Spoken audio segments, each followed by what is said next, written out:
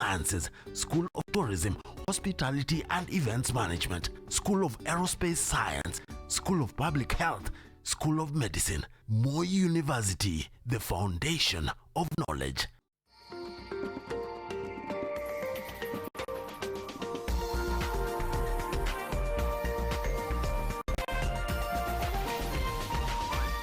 This is NTV.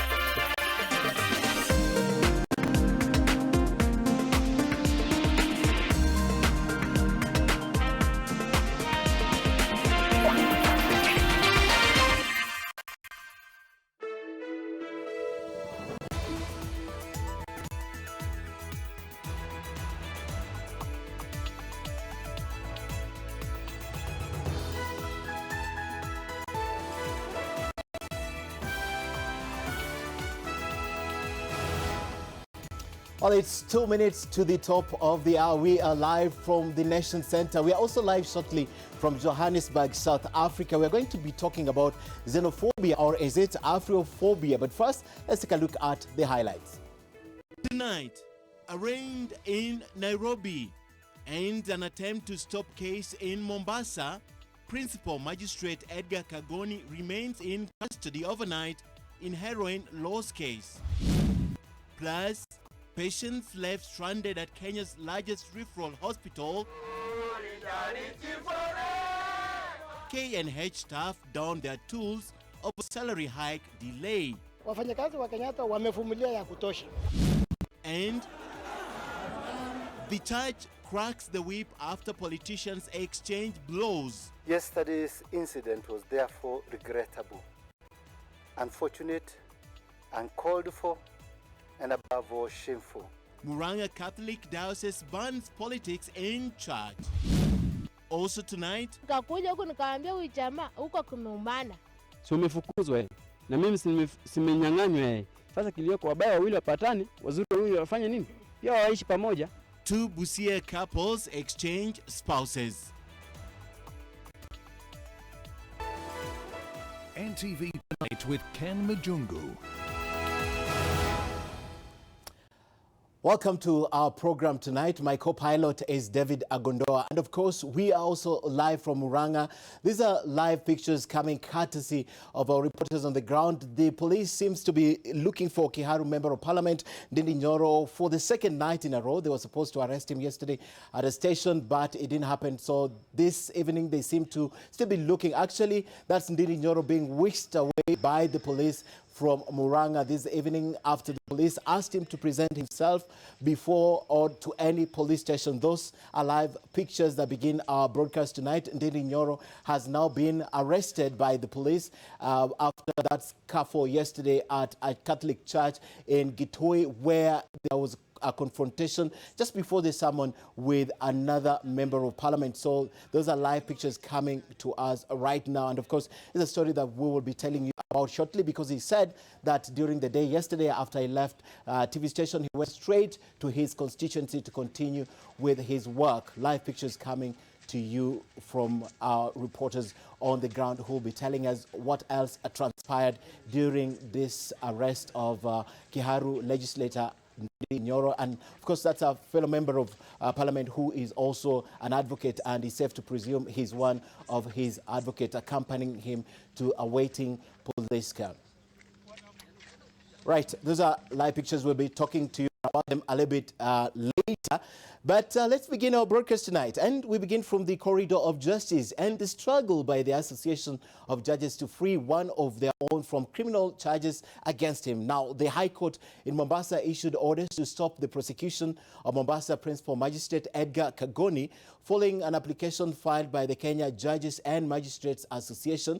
But he may have to spend the night in custody after the chief magistrate at the Jomo Kenyatta Airport, where the Mombasa magistrate was arraigned earlier today, declined to effect the High Court order as it had not been signed. Kenneth Muredi is on that beat tonight, and he will definitely be bringing us that story in a little bit. But let's move on. And Kisumu County Assembly Speaker Onyango Law has denied charges of graft leveled against him by the Director of Public Prosecution in the 1.6 billion shilling Lake Basin Development Authority case. The Speaker, alongside the Board of Directors, Tender Evaluation Committee members and the Managing Director of Edeman and CMBM companies, were today arraigned to face a myriad of charges, including abuse of office and bribery. Olo was granted a 10 million shilling cash bail. NTV's Brenda Wanga has that report.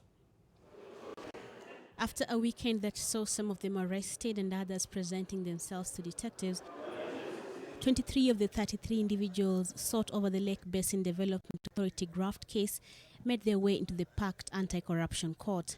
They are accused of playing a role in inflating the cost of a mall constructed by the authority from 2.4 billion shillings. By the close of the project, the project was valued at 4,138,000. The court heard from the prosecutor that the accused conspired to defraud the authority, that some of them, including the Speaker of the Kisumu Assembly and who served as a chairman of the Board of Directors, abused their office in the dealings that led to the inflation of the cost of the building. According to the charges laid against the accused, they allegedly irregularly awarded Edeman Property Limited, the company that executed the project, the tender, even though it was not qualified to carry out the works. By irregularly approving the violation of the contract for the Lake Basin Development Authority, Lower Kanyakwara Phase 1, from Kenya shilling 2,451,035,643 to Kenya shilling 3 billion. Besides the joint charges, Onyango Olo and former chairman of the Finance and Establishment Committee of the LBDA board, George Odawa, individually received 17 million shillings and 12 million shillings respectively to allow Edeman to inflate the cost of the building on the outskirts of Kisumu town. Additionally, Onyango is accused of failing to disclose his personal interests in Edeman. Being the chairperson of the Board of Directors of Lake Basin Development Authority, and while knowing that the said board was not aware of his private interest in Edeman Property Limited, which as the legal consultant for Edeman Property Limited and purchaser of property from Edeman Property Limited, participated in the decision and resolution of the Lake Basin Development Authority board relating to the contract for the Lake Basin Development Authority Lower Kanyakwara Phase 1 project. All the accused present in court denied the charges. The prosecution says while it is not opposed to bail, the court should consider the gravity of the crime committed before deciding on the amounts to be paid. They also want the accused restricted to travel outside the country. None of the accused persons should be in contact with any of the witnesses in this case. There's no basis that has been laid to show that they are a flight risk, so that their passports are being held by the court. The prosecution also wants 5 of the accused who are still employed by the Development Authority to be barred from accessing their office for the duration of the trial. Brenda Wanga, NTV. Still in the corridor of justice, 6 more suspects arraigned today over the 72 million shilling Standard Chartered Bank heist will be subjected to medical checkups after they claim police tortured them during interrogation. Nur Abdulaziz reports that the court will now rule on Tuesday on the prosecutor's request to have them detained for 7 days as they gather more evidence against them. Administration police officers Chris Machogi, Duncan Luvuga and Boniface Mutua, and civilians Vincent Owur, Alex Mutuku and Francis Muriuki today appeared before Chief Magistrate Martha Mutuku in connection with the theft of 72 million shillings from a Standard Chartered Bank ATM in Nairobi West last Thursday. The court ordered that they be taken to Kenyatta National Hospital for medical checks after their lawyer alleged that they had been tortured while in custody by police officers who arrested and interrogated them. Investigators had asked the court that they be detained for a week as they searched their Langata homes, but their lawyer Cliff Ombeta claimed that while they had been tortured during questioning, police should have gathered enough evidence before making any arrests. So they give you a background story and tell you that this money was stolen from an ATM and all that. That is general knowledge now. Why is it important then that the suspect should be in custody? Because those grounds that they have given you cannot be sufficient. The lawyer claimed that one of the suspect's fingers had been pierced and dipped in pepper before he was forced to say he was a police officer. The court will rule on Tuesday on the prosecutor's request to have them detained for 7 days. 6 G4S officers who were in the company of the said police officers were arraigned last Friday and were detained for 7 days. On Thursday, criminals posing as police officers on escort robbed G4S personnel of 72 million shillings in Nairobi West. Police say part of the cash was stolen while in transit, while the rest was withdrawn from an ATM in Nairobi West. Investigators say they need more time to scrutinize phone data and CCTV footage from the ATM in question. Noro Abdulaziz, NTV. Well, let's still talk about the police. And in an unfortunate incident, a family from Soweto, that's in Kahawa West, is mourning the death of their 2.5-year-old child who was killed by a police bullet last evening. Residents say the little boy was caught up in the confrontation between the police who were on patrol and the makers of illicit brew. 2 police officers have since been arrested over that incident. NTV's Sharon Baranga has the details. Duncan Juguna's aunt points to the spot where it all happened, the incident that shattered their lives. Duncan, a 2.5-year-old boy, was playing here with some of his friends at Soweto in Kahawa West when his life was cut short by a police bullet. The family is now mourning his untimely demise. The events leading up to Duncan's death started at around 6:30 p.m. when police officers from Maziwa Post stormed Soweto. They are said to have clashed with the makers of illicit brew and opened fire on them indiscriminately. A bullet hit Duncan on his back and came out through his stomach. Risasi za kwanza walishuti juu 3, lakini hizi zingine walishuti live, ile wanataka kushuti mtu. Ile ilisababisha msichana mwenye alikuwa anataka kushutiwa, bahati mzuri akajikinga akalala. Mtoto naye alikuwa safarini ameangalia upande wa mbele, ikafanya kumshuti upande wa katokeza na tumbo. Duncan's family is now crying for justice. Hapa kijiji cha Soweto tumeishi kupata mashida mingi kazi zile, watoto wanaumia, polisi wanaumiza watoto wetu, hatuchukui tusaidiwi na serikali.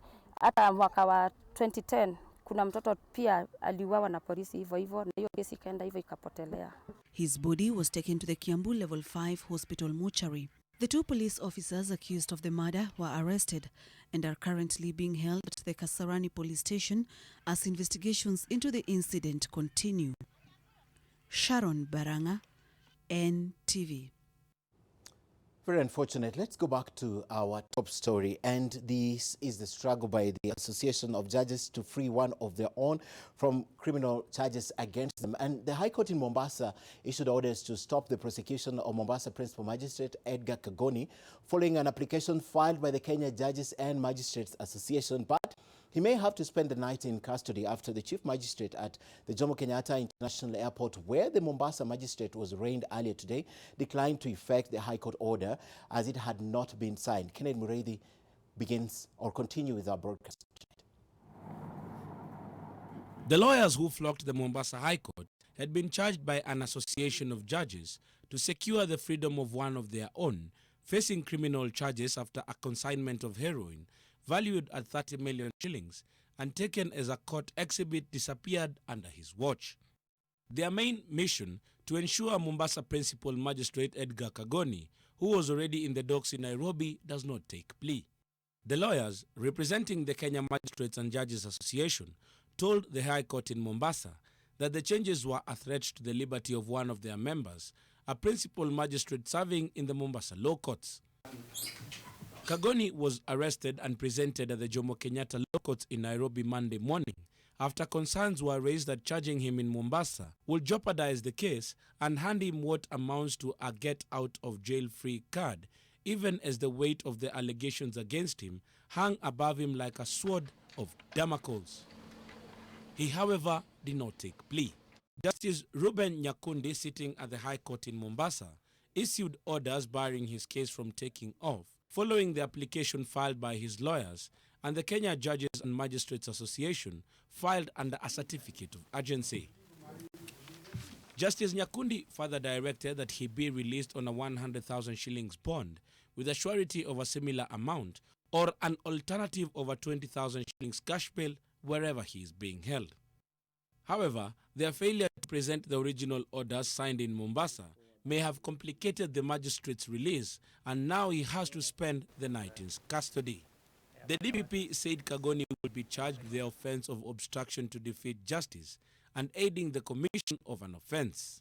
The DPP also directed that 3 judicial officers be charged with stealing by a person in public service. The case resumes Tuesday morning.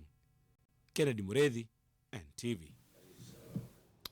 All right, let's talk about the developing story. And Kiharu Member of Parliament Ndindi Nyoro's trouble may be far from over in what seemingly is a repeat of what happened last night. Now, police who are camping outside the ACK St. James Cathedral in Muranga have arrested him at the cathedral in Muranga and maintains he is in trouble for assaulting police officers who were deployed to break up the chaos at the Gitui Catholic Church yesterday. Now, other leaders, especially those allied to the Deputy President William Ruto, however, say there's more to this arrest than meets the eye. The leaders accuse the Interior Cabinet Secretary Fred Matiang'i and his Principal Secretary Karanja Kibicho of prosecuting them for supporting DP Ruto.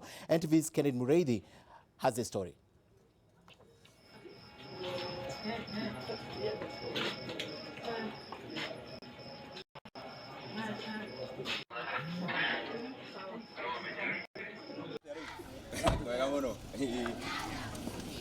Monday morning, Kiharu MP Ndindi Nyoro was up and about, going about his work in the constituency. Flanked by his close supporters, they attended a school function in Kiharu. Sunday night, he was holed up at the Royal Media Services until midnight as police waited outside to arrest him. I slept here in one of the halls in Kiharu, housed by one of my constituents. But his troubles may be far from over. Police are investigating the matter with a view to take necessary legal action against the area MP and the other culprits involved in the incidents. He, just like other legislators allied to Deputy President William Ruto, who came out in his support, hold the view that they are being persecuted by government functionaries opposed to a Ruto presidency. I want to caution, kwa heshima sana, our CS Matiang'i and his PS Kebisho. I want to caution them, tafadhali kazi mumepewa na rais wetu Uhuru Kenyatta, you must never misuse those instruments by intimidating politicians na njia ya kisiasa. Waziri Matiang'i na Kibicho wanajaribu kusukuma Ndindi ashikwe ili kufurahisha kamanda, grandfather ya Ndindi. We never elected Kibicho. We elected Uhuru Kenyatta and William Ruto. Yes. And we will not be lauded over by Kibicho by persecuting us as politicians. Yes. We will not allow it. The leaders argue that the ill treatment the government accorded them for supporting DP Ruto was unwarranted. Hii sio Kenya ile tulichukua Uhuru Kenyatta asimamie. Hii ni Kenya ingine sijui inaongozwa na mamluki kina aina gani. Is it because we are also maybe questioning the legality of the BBI?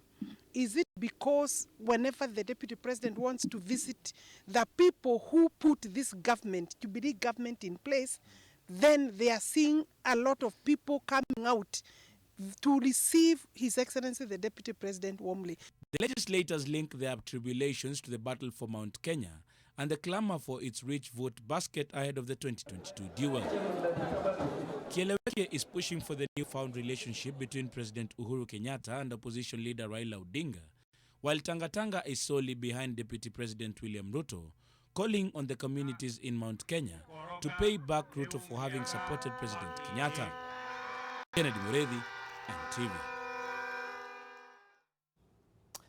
Right, it's safe to say that he has been arrested, and that's a developing story. We are learning the details, and as soon as we know where he's being taken to spend the night, we'll definitely be updating you. Now, let's talk about the reason why he is where he is tonight.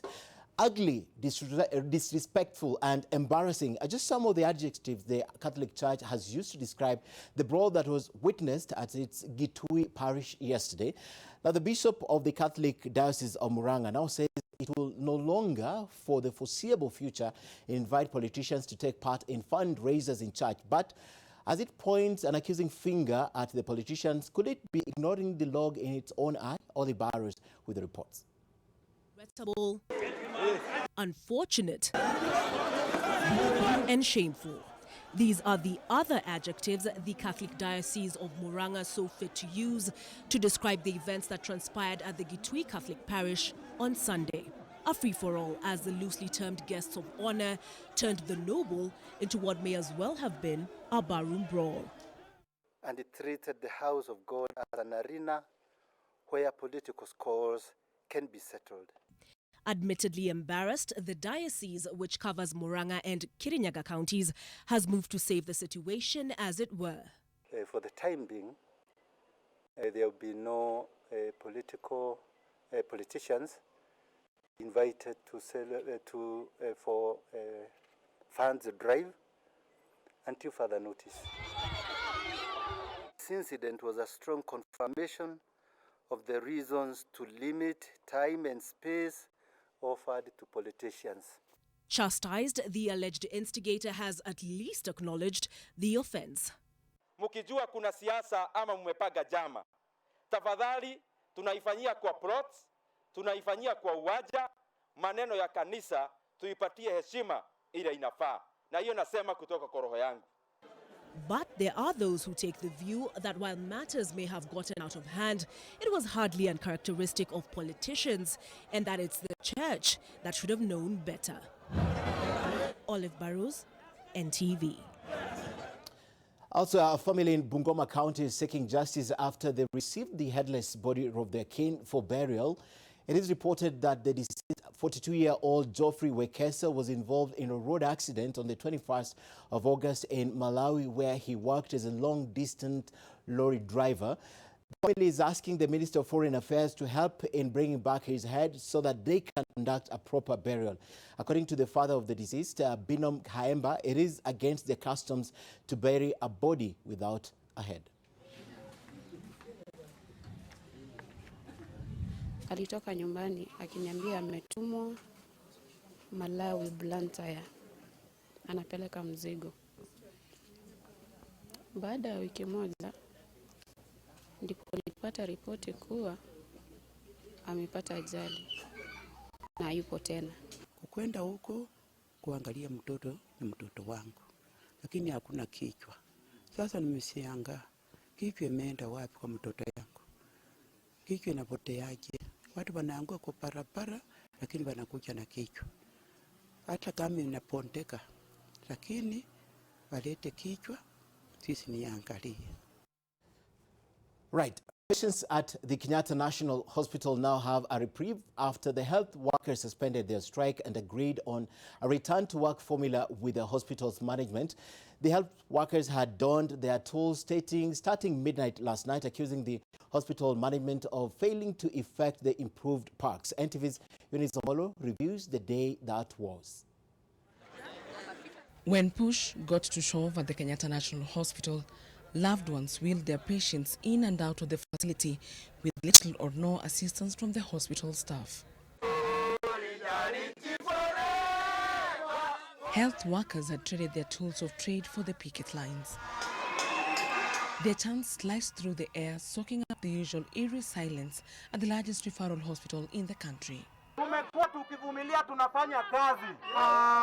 Our motto inasema, we listen, we care. Then who care for us? KNH employees have accused the hospital management of not being keen to implement the State Cooperation Advisory of 2012 that reviewed the categorization of Kenyatta National Hospital from 3C to 7A. This means that other than the improvement of facilities at the hospital, the salaries and remuneration of employees will be reviewed as well. 7 years down the line, employees have not felt the impact of the upgraded hospital status.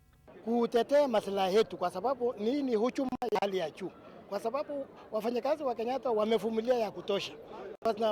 Hata hivyo CEO ameendelea kupata mishahara yake ya hali ya juu. Ila wafanyakazi wanaendelea kupata mishahara ya hali ya chini. A number of departments at the Kenyatta National Hospital were affected by the strike. It was, however, business as usual at the Accident and Emergency Unit and the Critical Care departments. Even though doctors and nurses working at the hospital who belong to national unions did not take part in the strike, they too are set to benefit from the pay rise. Kwa sasa tumesema wagonjwa, jana tulipeana ilani tukawaambia Wakenya wote ya kwamba siku ya leo tutaanza mkomo na tujui huu mkomo itaisha siku gani. Union leaders have been day-long discussions with the hospital management with the hope of resolving the stalemate. Meanwhile, Kitui County Hospital suffered total paralysis after public service workers downed their tools protesting unpaid dues for the last 2 months. 2 weeks ago, the aggrieved workers had called off the strike after Kitui Governor Charity Ngilu pledged to pay their dues for the month of July, August and September. But they now accuse the administration of failing to honor her end of the bargain. Eunice Omolo, NTV.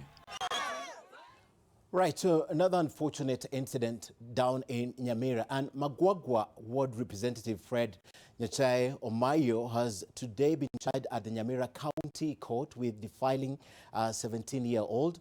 Omayo denied committing the crime on the night of September 2nd and 3rd at a guest house in Kisii Town. He asked the court to release him on bail as he needed urgent medical attention. He will, however, be detained for 1 week.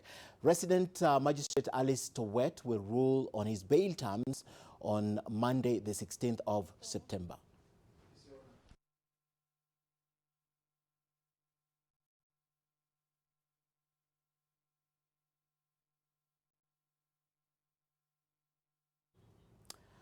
Right, time now for a short break, and as we promised, we will be live from Johannesburg, South Africa. And xenophobia, or is it you don't want to leave your seats just yet? Here is why.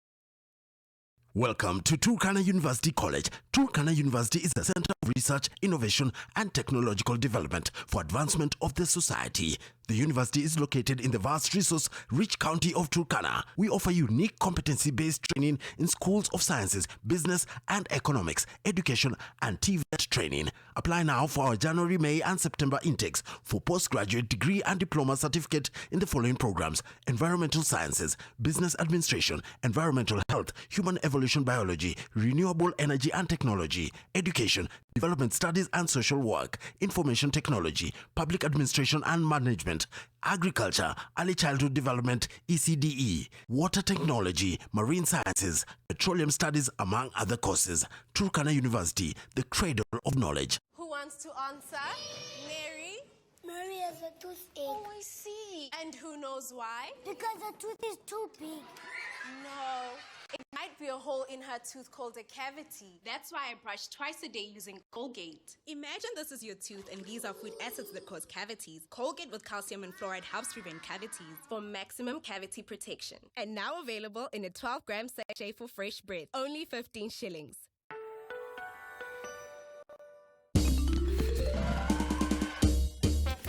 Sona moja imetengenezwa kwa njia spesheli ili kupambana na maumivu kwa haraka. Sona moja ina aspirin kama kiungo. Sona moja, kitulizo kamili. Maumivu yakizidi, pata ushauri wa daktari. Do you want to enjoy the convenience of a credit card that fully adheres to Islamic principles of financing? Then Gulf African Bank's Awal credit card, the first Islamic credit card in East Africa, is the solution you're looking for. It is a card that will ultimately complement your lifestyle. The Gulf African Bank Awal Islamic credit card offers a vital option for all people ascribing to the Islamic mode of banking, Muslims and non-Muslims alike, to access interest-free credit. It also comes with great perks and privileges, including worldwide airport lounge access. You will be able to know the cost up front, which will empower your decision making. Call 071-107-5000. SS Awal to 21981 or visit your nearest branch to order yours today. Gulf African Bank, your partner through life's journey. This has to be an allergic reaction to something. Allergy? Hakuna allergy ili Ebola. Fair. Nijipate napanda gari ya mtu wale nijipate.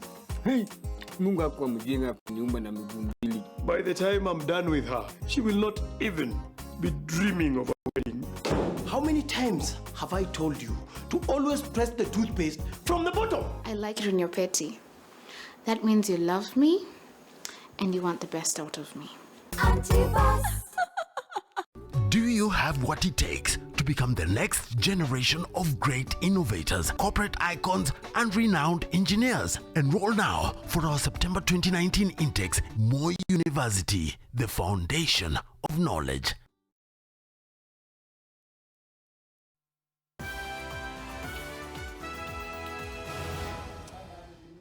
Well, to Busia now, and a woman left her husband with whom they have had 2 children and moved in with another married man, ostensibly to escape her marriage woes. But in an unusual twist of fate, the other jilted pair ended up together and are now starting their happily ever after following the swap.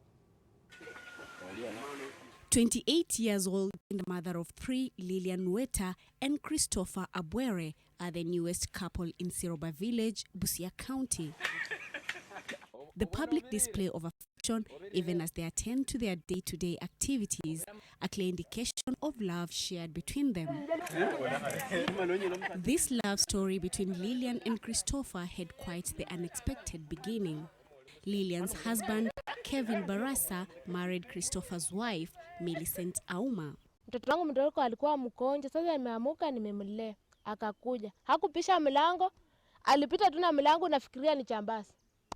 Kuingia akaniambia kuna kasini yangu anatoka wapi Bungoma, nimemwacha pale kwa barabara, ninataka uende umtengenezee chakula na umtengenezee malazi, ataenda kesho. Nikamuuliza kwani huyu kasini yako alitoka Mombasa Bungoma saa ngapi? Akaniambia sitaki maswali mingi. Kidogo nikaona mwanamke ameingia amevaa jaketi yake.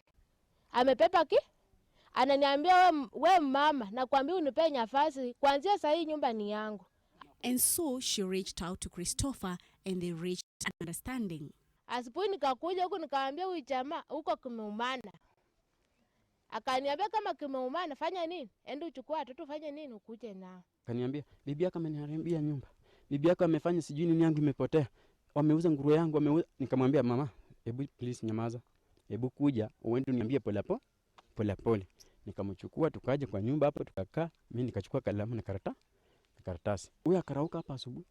Akanielezea iko hivi. Akasema sawa, Kilioko, si umefukuzwa na mimi simenyang'anywa Sasa Kilioko, wabaya wawili wapatane, wazuri wawili wafanye nini? Pia waishi pamoja. According to Christopher, his wife left home at night a month ago and never returned. Kaulizia watoto sababu dada yake alikuwa anasomea hapo. Nikamuuliza, "Wapi dada yako?" Akasema hajarudi. Na watoto amewaacha tu hivyo Nikasema hapana, wacha nifuatilie njia nione nini nimekumbana naye mali ameenda. Kwenda huko wakaniambia amekuwa tu hapa juu na ameenda. Nikapitia kwa rafiki yake mwingine, nikakuta hayuko. Ikanibidi niende mpaka huko juu sababu alikuwa na biashara nyingine na mama mwingine huko juu. Nikaenda huko. Pia hakuna hiyo kitu saa 3. Na nikipiga saa zile natembea nikimtafuta hivyo, napiga simu. Na tulipatana kwa njia na nikamkatia na akakubali. The 2 women have surprised many in Busia County, but according to them, they are now living in harmony after the big swap. Tamani hata kujua penya yako. Wacha huko, mimi nikae na huyu. Si ni kama exchange. Ule ako huko na mimi niko naye. Tangu mwanamke akuja hapa, fikira zote usingizi kama kawaida, nakula vizuri, nalala kwa wakati, chochote nakacho napewa. Sasa yeah, sina stress. Haile Magongo, NTV. Very interesting indeed. Solution found, right? I mean, just take mine and take yours, and that's it. Trading, barter trade. All right, and as we promised, we're going straight to South Africa right now, where Shego Magi joins us. She is a reporter with ENCA, and she now joins us live. Well, Shego, good evening and good to see you, and very interesting indeed. Let's start with that video which broke the internet in Kenya, because you were so cool and calm. Tell us more. Did you know the company you're keeping?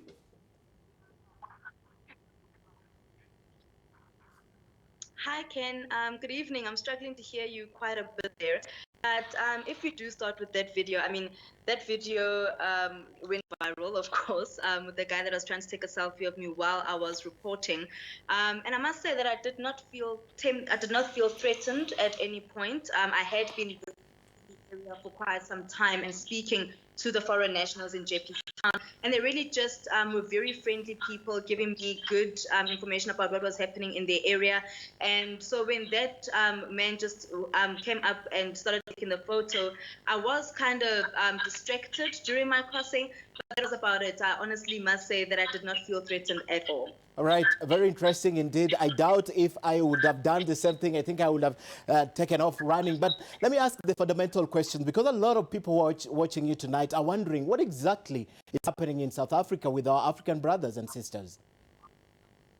Well, it was a very sad and tense week last week when these attacks actually started.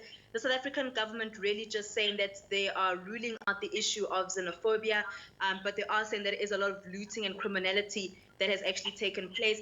So what a lot of people are thinking and how it is stemmed down to what actually took place was that a taxi driver was shot and killed just about 2 weeks ago in Pretoria, and they are suspecting that this is what then started it. It is alleged that he was killed by a Nigerian foreign national, and that is where all of this started. So following that particular shooting and the death of this taxi driver, then things somehow kind of spiraled out of control, if we could actually say it like that, where we saw numerous attacks actually taking place on foreign-owned shops and a lot of looting that also took place. But as I mentioned, the South African government really just calling for calm, the police also getting to the scene as quickly as they possibly can, and really just urging people to ensure that they are safe.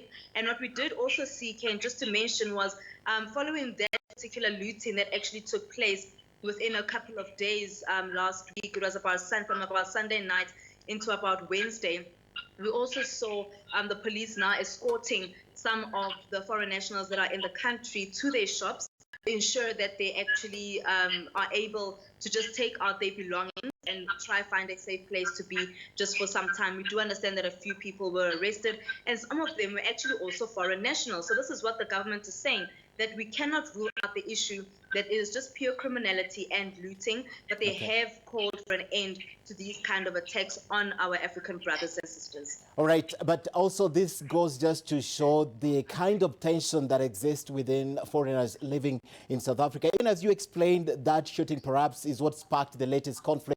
But this is not the first time we hear about xenophobia in South Africa. Absolutely, Ken. We do know that this stems back to 2005, if not even before 2005, where we saw these attacks actually taking place. You would remember that in 2015, there was a massive flare-up of these kind of attacks on our African brothers and sisters. And it then spiraled out of control once again last year, just in 2018, when the flare-ups once again started up. And then we've seen these particular attacks this particular week and the past couple of weeks, really, in South Africa. And these actually they're limited to certain areas, Ken, just to also mention. So I am currently in Johannesburg, and they started off in Pretoria, where we saw the unhappiness from taxi drivers concerning the death of one of their own. And then it spiraled out of control, moving to Johannesburg CBD. But of course, Pretoria not ruled out of that as well. But the Johannesburg CBD was largely affected again by these particular attacks that actually took place. And then we also saw attacks, very interestingly, in East Rand, in the East Rand area, which we call Ekurhuleni here in Gauteng. And then I am being told as well that in Cape Town, there's also been quite a bit of looting that has taken place. So they are quite sporadic. There was a time when I was on the field and you just did not know where to go because it would start in a certain area. So I was in Turffontein at one point where we just saw police just trying to bring calm to that area where people looted a lot of shops there and burning some of them. And then they just tried to bring calm there. Then they had to move to another area because something had sparked out of control there. So it really does have a history, these kind of attacks on foreign national owned shops. But it also, we do know that government has been trying to get out the illicit, what do we call it, the illicit stuff that is being sold by some of the foreign nationals here in the country, and they're trying to do that with police interference, of course, with the help of the police. So there's a lot that has really been happening, and as I mentioned, I mean, this starts from about 2005, if not even before 2005, but the big flare-up really taking place 2015, 2018, and now this year as well. All right, and definitely we are looking at the numbers. Official numbers, you may correct me if I'm wrong, is about 12, right? And Yes, probably tell us who are the most affected. Which group of people are the most affected? Because even Kenyans who have families in South Africa are really worried. So out of the 12, perhaps tell us who are most affected per country, that is. Interestingly, with the people that have died, we are told that majority of those are actually South African nationals that have actually passed away. So it is quite interesting, and this also then just stems back to what the South African government is saying, that these cannot be xenophobic attacks if we've got a majority of South Africans that have actually died from these attacks and what has taken place within the country. So that is what we are being told. We do know that about 400, if not more, people, plus 400 or so people were actually arrested since the beginning of this month following these particular attacks. So it's really just a way that the government is trying to deal with what is happening. And I read an article earlier where one of the reporters, one of the journalists was actually just saying that they actually, the government does not really necessarily have a plan to what has actually taken place because they keep being reactive when something happens. As I mentioned, when something burns somewhere in the Joburg CBD, that's when they then decide that they actually, that the police have to go there and stop what is taking place then. So there's never a time where they know for sure where anything is going to happen. All right, and before I let you go, the president has spoken against this. Julius Malema, who's also popular in this country, has spoken against this. And I'm just wondering, has this sentiment gone to quieten or just calm everything that is happening on the streets? And is there hope for the foreign nationals in South Africa right now?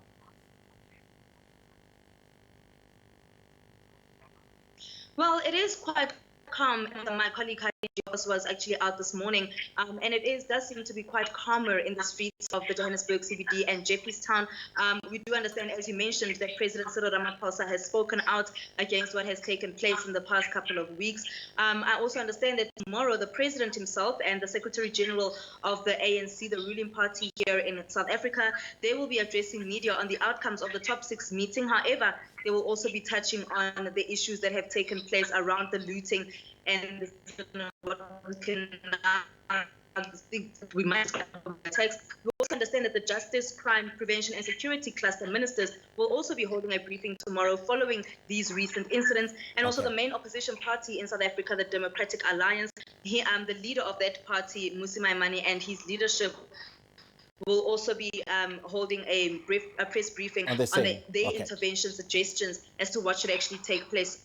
Calm has been restored, but we do know that the calm does get restored, and then after about a few more days or so, it starts flaring up out of nowhere, really. So we're hoping that it stays like that until we get a way forward, really, from the government.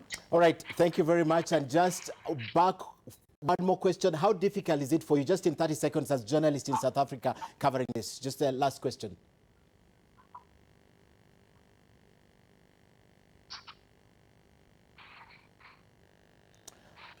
All right. To hear you there. All right. How difficult is it for journalists who are covering this?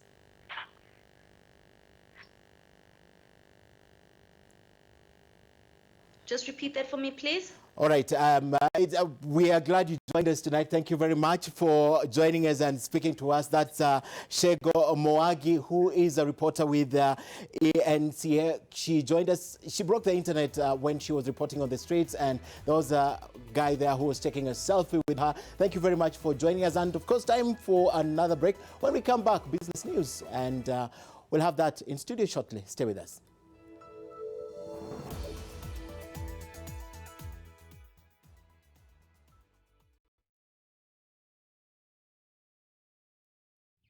The University of Nairobi is receiving applications for the September 2019 intake. Interested applicants should apply online at application.uonbi.ac.ke. Choose a course from its diverse market-driven and internationally recognized programs in undergraduate, postgraduate and fellowship programs in arts, business, economics, journalism and mass communication, law, education, project planning and management, computer science, medicine, among many others. For more detail, visit our website www.uonbi.ac.ke. The University of Nairobi, a world-class university committed to scholarly excellence.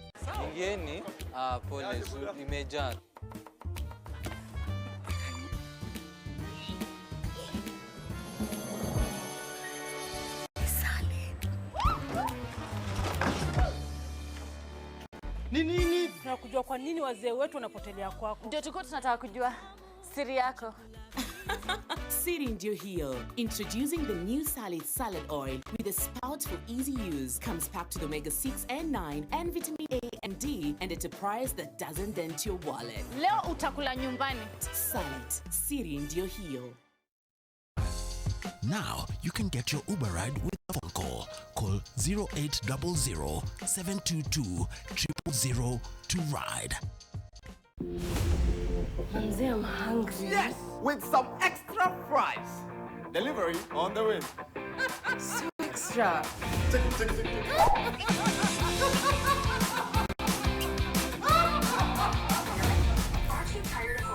No. So extra.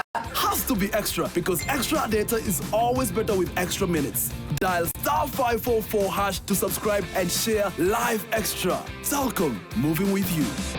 Mama, how can I be a champion runner?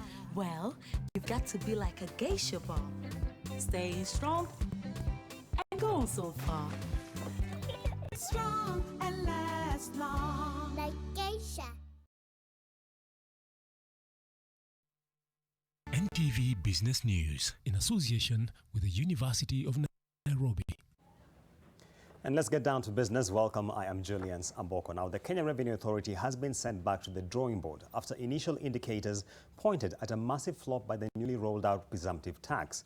According to the taxman, the new tax has raked in only 35 million shillings in the first 6 months of 2019, representing a paltry 2% of the target. Lillian Carrier with the details. As we welcomed the year 2019, something new was awaiting small business traders with an annual turnover of less than 5 million shillings. The 3% they used to pay as turnover tax to the Kenya Revenue Authority was being replaced by the presumptive tax. To net more traders and expand its revenue base, the Kenya Revenue Authority prompted small business traders to pay 15% of the amount they pay as business permit or trading license annually as presumptive tax. The authority recently revealed to the Parliamentary Committee of Finance and National Planning that it has only collected 35 million shillings of the 2 billion it was targeting. A figure too minute that it had to rethink the tax and now plans on reintroducing turnover tax at the beginning of next year. KRA has cited lack of adequate buy-in from counties as the top reason that has seen the implementation of the tax flop in the first half of the fiscal year. This was scaled up by small traders who cried foul to their county governments, begging them to allow them to operate without the tax, and in a politicized move, their business permits were renewed. We were relying heavily on data we were going to get from the counties, integration with counties, and most of the counties were not actually automated. Through the Finance Bill 2019, KRA proposes to reintroduce turnover tax at the rate of 3% of a business turnover. Presumptive tax will therefore be an advance tax deductible against the turnover tax payable by the taxpayer. So we have turnover tax and presumptive tax running concurrent. Presumptive tax will be based on the single business permit. Yeah, and you know single business permit is only done per year. So it's like an advance tax. So when you pay your turnover tax, you offset. The taxman's relation with the counties has been bumpy, with some counties failing to pay their dues, which are now running to over 13 billion shillings. The authorities' engagement with counties are still ongoing, with the hopes of adapting a single revenue collection system still rife. Lillian Kiarie, NTV. And elsewhere, the wedge between the Executive and the National Assembly is set to deepen further as the Finance Bill of 2019 is to be tabled for deliberation in Parliament this month. The National Assembly maintains the view that the bid to repeal the law capping interest rates is a ploy by banks to return to high profitability. Victor Kiprop has that story. As a result of the rate cap introduced in 2016, commercial banks are currently required to charge a maximum interest rate of 13% on every loan advanced. The National Treasury is now seeking to scrap the law, arguing that it has locked out small and medium enterprises from accessing credit. A push the Finance Committee says is a scheme by commercial banks, seeking a return to their more profitable past. Why only Treasury is sympathetic to the banks? When all Kenyans are on one side, they want rate caps to be retained. But Treasury is very eager to help the bank to remove a capping rate. So it appears there is an unholy alliance between the banks and the Treasury. We are not holding any brief for the banks because the matter under discussion affects each one of us as individuals. The most desired route to go is to have a balanced budget. And in having a balanced budget, then we have to be as realistic as possible with our revenue that we generate. We generate enough, then we spend exactly the amount that we generate. In that way, there will be no need for borrowing. The committee says the government is only keen on scrapping the law without providing a viable alternative. Whether the interest rates cap will be removed or stays in place depends entirely on Parliament, which resumes its sittings tomorrow. But what is certain for now is that both the controlled and the free interest rates regime cannot guarantee cheaper loans for small and medium enterprises, meaning until another solution is put in place, the dream of cheaper credit remains elusive. Victor Kiprop, NTV Business, Naru. And cotton farmers in Yatta Sub-County, Machakos, are now entering into partnerships with neighboring millers as they look to revive growing the fiber. Farmers in Kivingoni now say they are resuming growing cotton alongside maize and beans as a way to diversify and boost their income. The farmers say they abandoned cotton after middlemen entered the market and started exploiting them by dictating their own prices. Farmers in the area are now partnering with nearby mills in a bid to ensure there is a ready market for their produce, thereby making their business viable.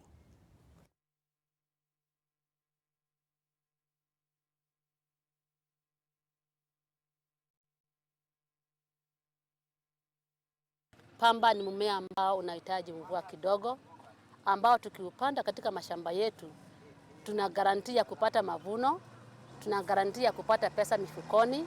Hiyo pamba ndio tunaona iko nafuu kuliko ile chakula tunapanda, mahindi, hii maragwe, na mahindi ya upandiwa kwetu haifai sana kwa sababu hakuna mvua ya kutosha. I only get 6 months of the cotton from Kenya. It comes from Peketoni, Nyanza, Homa Bay and Lamu. 6 months I have no cotton from here. It comes from Uganda and Tanzania. So I'm really, really happy that the government has taken this initiative. An equity group has entered into a transaction which could see it acquire a majority stake in Banco Nacional du Congo, which is the commercial bank of Congo, an indication that the bank seeks to further consolidate its footprint in the Central African market. Equity Group has been on a relatively aggressive regional expansion, having entered a preliminary agreement to buy out banks in Zambia, Mozambique, Tanzania, and Rwanda. in April 2019. In the period ending June 2019, the group's business in DRC posted the second fastest growth in net earnings among its subsidiaries, perhaps explaining the decision to consolidate footprint in the Central African economy. Equity Group entered the DRC market in 2015 through the acquisition of Pro Credit.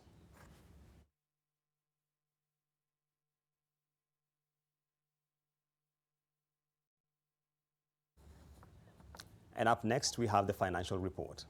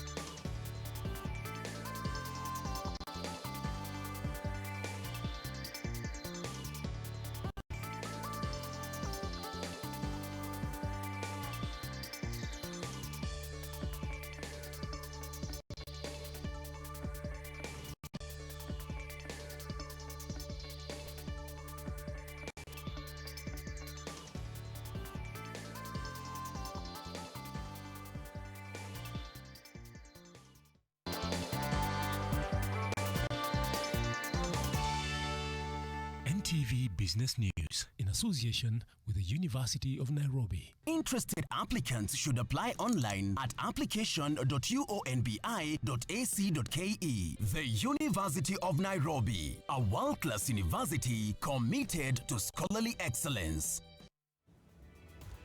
And that's it from the business desk, but after this break, we head to Mauritius as the Pope wraps up his African tour.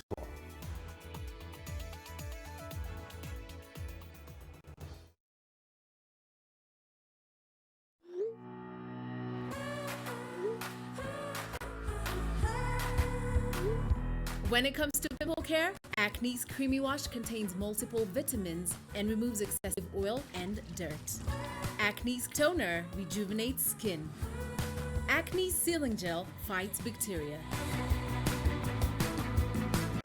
Use Mentholatum Acne's for clear and smooth skin every day.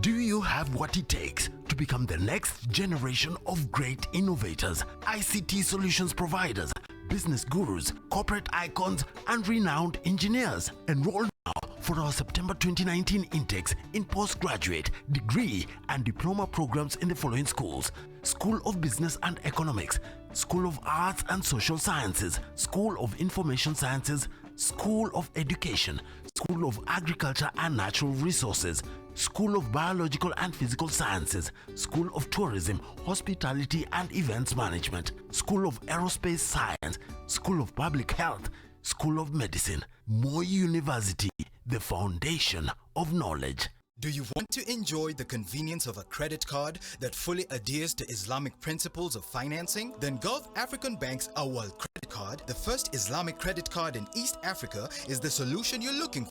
It is a card that will ultimately complement your lifestyle. The Gulf African Bank Awal Islamic Credit Card offers a viable option for all people ascribing to the Islamic mode of banking, Muslims and non-Muslims alike, to access interest-free credit. It also comes with great perks and privileges, including worldwide airport lounge access. You will be able to know the cost up front, which will empower your decision-making. Call 071-107-5000, SMS AWAL to 21981, or visit your nearest branch to order yours today. Gulf African Bank, your partner through life's journey. Sensitivity is a short, sharp pain that people experience when they have something hot or cold getting to the nerve of the tooth, causing that discomfort. If the sensitivity is left alone, it may get worse. Dentists recommend Sensodyne to their patients. It's able to get inside the tooth and calm the nerve of the tooth down, and the proof's in the results. It works.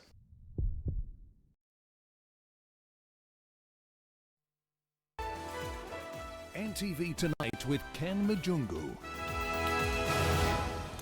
Well, let's now cross the border, and Pope Francis' tour of Africa officially concluded today in Mauritius. Now, the tour saw thousands of faithful avail themselves to see the Pope, who spoke candidly on issues affecting the youth, including drug abuse and unemployment. Now, this story and more in our Africa News Roundup. The sea of crowds gathered to see Pope Francis in Port Louis, Mauritius, as the Pope wrapped up his African tour today.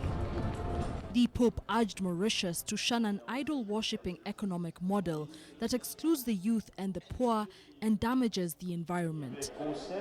South Sudan's exiled rebel leader Riek Machar arrived in Juba for the first time. Wake up to nothing but the best in news, conversation starters, and hard-hitting interviews that keep you informed for the day ahead. Up and early, 6 on the nose, these people don't sleep. Fix first the data protection law, then we come up with the number. Exactly my question to CS Joe Michelle. Welcome to Living with Us. I'm your host, Sharon Mondia. Boy, have you missed out. Stop your wheel, game done. Thank you for joining us on NTV today. We have our reporters in different locations. NTV is right here to bring you everything from the beginning to the end. Hii ni NTV Sasa. Kuna mambo mengi sana ambayo yanafanyika. Sasa ni kumtuliza. Hii inaitwa sensory integration. Shughuli pevu ya kudunda viwanjani narejea kwake na kurudisha hapa studioni. Kuna mengi ambayo yanaendelea kujiri katika maeneo tofauti. Tunavielewa nasema nini? Vimeundwa. NTV in the morning. All you need to know to start your day. Ilizae kama ajalema.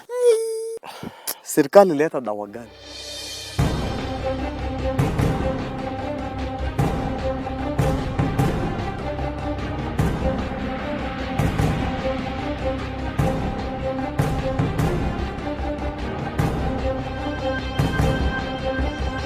It's almost a year, nothing has been done.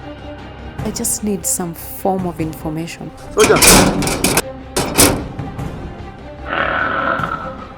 Dr. Mugo Wairimu first hit the headlines when a video clip showing him raping an unconscious female patient in his clinic. Wale wanaohusika pia wanajulikana lakini hawashikwi. With the puzzle surrounding the sugar saga yet to be cleared. How many times were you sexually abused? Like 3 times. How was a convicted child molester allowed to set up a children's home in the country? NTV News. Bold, balanced, authoritative. Where are we headed as a country? Every time we make a step forward. Of that, when you participate in the Kenya Top 100 Mid-Sized Companies Survey and stand to benefit from an industry benchmarking report, opportunities to network with peers and recognition for innovation, corporate, social responsibility and sustainable environment practices. The Business Daily and KPMG recognizes the top 100 mid-sized companies every year for their achievements in business, allowing many to take their seat among the great. Participate today.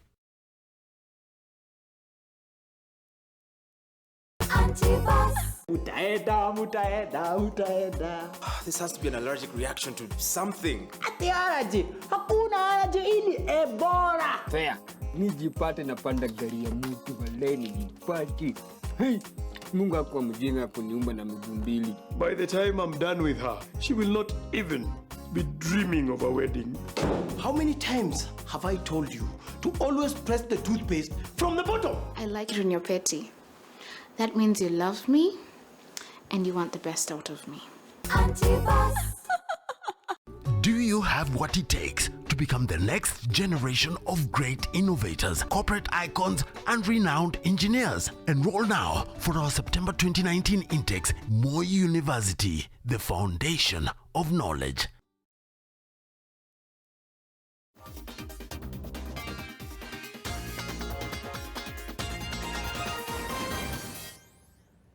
It's a brand new week, hoping that you had a fantastic start to your Monday. I'm Ida Waringa, and it's time to get into the world of sport. And Kenya drew 1-1 with Uganda in a friendly played at the Kasarani Stadium. Well, it was Francis Kimanzi's first competitive game in his 3rd stint as Harambee Stars head coach, this being on Sunday. Well, following a slow start to the game, it was a powerful second half from the Stars that gave the equalizer and got fans excited.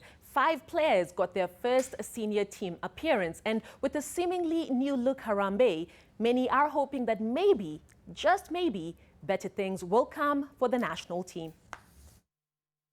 timu zima kwanza ni kujaribu kubadilisha yale mafikra ya timu, tuangalie kama kidogo wanaweza kuwa wote na ile tunasema an offensive mind, wote wanaweza kuwa kidogo kila time tunataka kuwa kwa ile ushambulizi, na hiyo inamaanisha lazima kidogo sisi wote pale kama wachezaji lazima tutie bidii sana, tuweze kumiliki mpira kwa kujiamini. Hiyo ndio kitu tunajaribu, tunaweza kufanya hiyo mwanzo, itakuwa ni mwanzo wa msingi mpya wetu.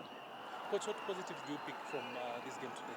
You know, some players are a little bit, younger or not even far much exposed like we expect them to. But it's positive. The positives are that you are able to come from a goal down, equalize and still make some good chances to score. I think the most important thing is if they can learn like they did today in another game and win or get a positive results. I think we can build something from there. I'm happy because it's a good experience, a new chapter of my life. I'm really happy. What can you say about the young players that are coming up? It's only about hard work and be prayerful, be disciplined. You'll achieve what you want in life. What do you expect from him? So I always give 110% when I get inside the field. So good performance and consistency. Francis Kimanzi and Mushiri there. Let's move on. And Gospel women edged Wadajia 1-0 at the Mumias Sports Complex to maintain their lead at the top of the Kenya Women's Premier League standings. Meanwhile, Kisumu bounced back from that loss to trounce Zetech Sparks 6-1. In other games, Thika Queens drew 3-3 with Osirian Ladies to remain fourth on the log. Eldoret Falcons drew 0-0 with Spedag at home after sharing the spoils 2-2 with Zetech Sparks. Vihiga Queens, who didn't play over the weekend, remain second on the log with 55 points but have 2 games in hand. Meanwhile, Kayole Starlets and Spedag FC remain in the red zone.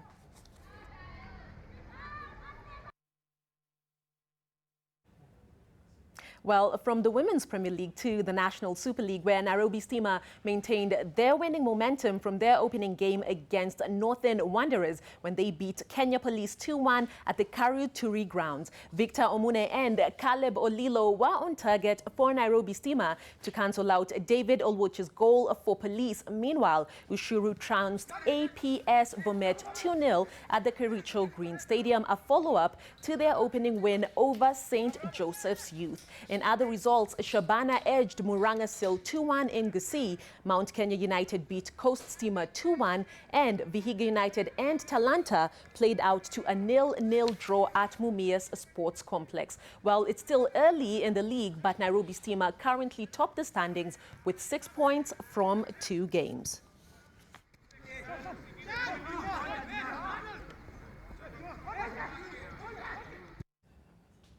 Let's cross borders now, and Italy edged closer to qualifying for Euro 2020 as a penalty from Jorginho secured victory against Group J rivals Finland. While Ciro Immobile scored the opener for the Azzurri as his first... backwards. Any fool with huge amounts of money can be president of this country. It is no longer about service. Why can't we move these people out and find somebody who can make the right decision for the country? You're the experts, you can tell me. We have to change the way we arrive at our leaders. We have to. Organized crime, terrorism, and corruption, they're really siblings. We don't need 10 cases. We just need 2 cases done properly, and it will serve a lesson. Justice can only be found if I prosecute what I have claimed, bring the evidence, and say this man is guilty. AM Live, every weekday morning on NTV. Na imekuwa ni ada, desturi na mazoea kwa Wakenya wengi kula, kulala, kuvaa na kupiga gumzo la siasa. Masuala ya biashara, uvumbuzi, teknolojia na ubunifu. Muhimu ni hela. Wajua pesa zilivunja milima. Vipi uachwe nyuma na uwezo unao? Maendeleo ya binadamu au taifa hayawezekani bila afya. Kwa ajili ya siha yako, tukutane kwa mijadala kuhusu afya bora. Kama jamii tuna mengi ya kujivunia katika kila nyanja. Maishani kuna mitindo, desturi na hali tofauti za kufaana na kufanana. Mwisho wa wiki ni mikiki. Iwe viwanjani au majukwani, burudani halikosekani. Na unapofurahia mikiki, upo udaku sasa. Ilishaeleweka na bado kitaendelea kueleweka. Everyone has a desire. Some desire and talk. My name is Morebi Bob. I'm a press technician. I wanted to be a driver like him. From Zara iko mzuri, nakula vizuri. The Great North being the biggest half marathon in the world, it does not qualify for official records, or it's not eligible for official records. So quite unfortunate for Kosgei there, but an amazing achievement from Bridget Kosgei. That wraps it up on NTV Sports tonight. We play again tomorrow. I'm Ida Oringa, and I'm throwing it back to Ken.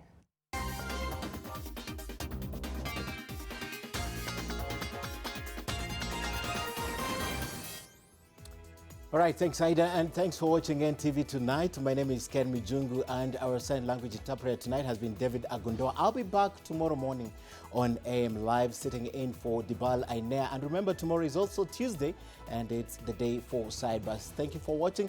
Mark Masai is up shortly with Press Pass. Have a good night.